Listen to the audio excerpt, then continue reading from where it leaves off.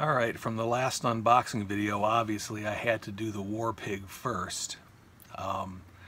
This thing is just big and heavy. I had to weigh it, of course. It weighs 248 grams. It's over half a pound. So this thing is really, really big and heavy.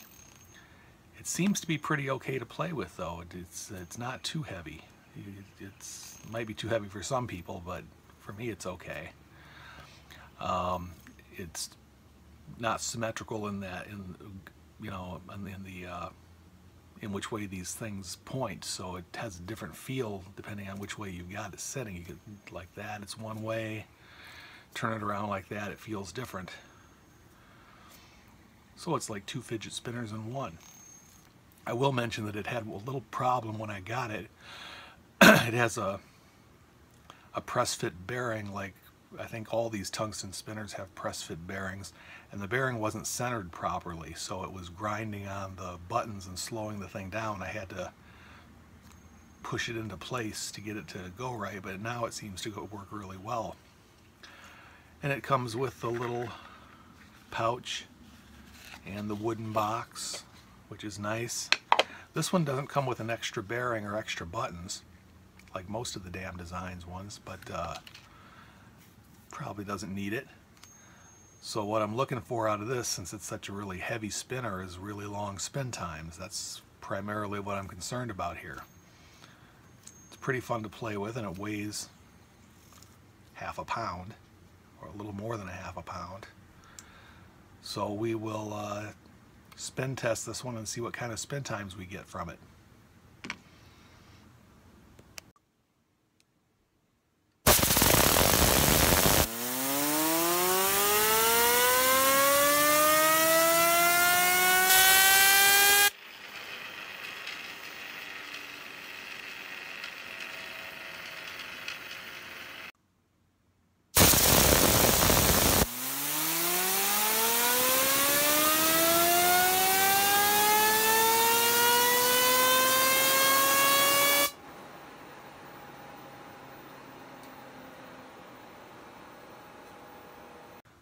So what can we say about this tungsten beast? First off, it's really fun to play with. I know it's going to be too heavy for some people, but for me it works out okay. It's got nice beveled edges on it. Doesn't grab or cut or anything. The button, it's a nice large button with grooves cut around it. Grooves are kind of sharp, so they dig in pretty well, which you really need for something this heavy. But it spins nice to throw it like that. Works well to pull it like that. It works well. Turn it around, you get a different feel. And it's good in both cases. So it's really nice to have. Fun to play with. Weighs a lot. On spin times it was a little bit erratic. We got two things going on. One thing was that it spun a lot longer vertically than horizontally. I mean, and a lot longer. On one spin I got 13 minutes and 21 seconds vertically.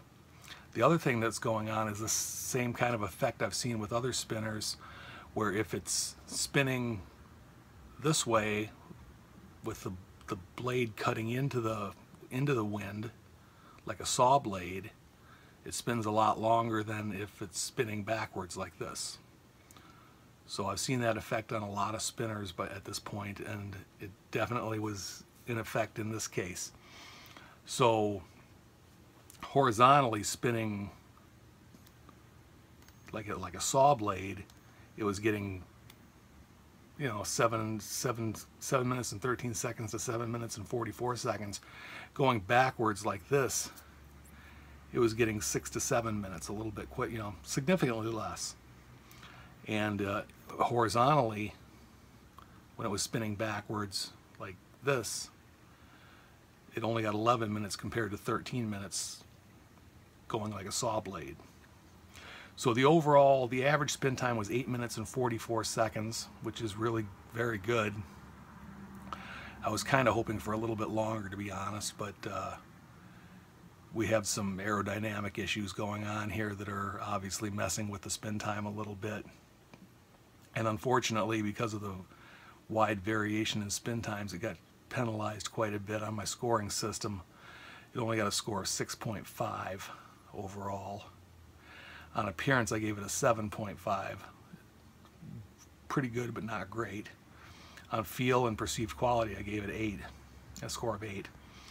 So it qualifies as a good spinner, but I think in this case, it's probably better to ignore my scoring system because it really got nailed by the variability in the spin times, and maybe just focus on the spin times. All in all, they varied anywhere from 6 minutes or 5 minutes and 56 seconds to 13 minutes and 21 seconds. So it is a very long spinner.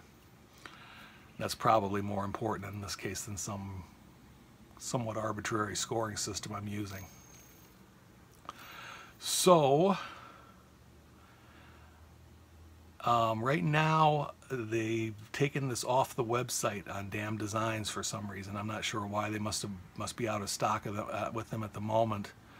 I hope they bring them back up again because I think people will want to have this. It cost $140, which is not too bad for a huge chunk of tungsten like that. So if you get a chance to get one, pick it up. It's pretty cool. And it's so far the heaviest spinner I've ever tested. So, and I don't know if you're going to get any much heavier than that. All right, that's the WarPig.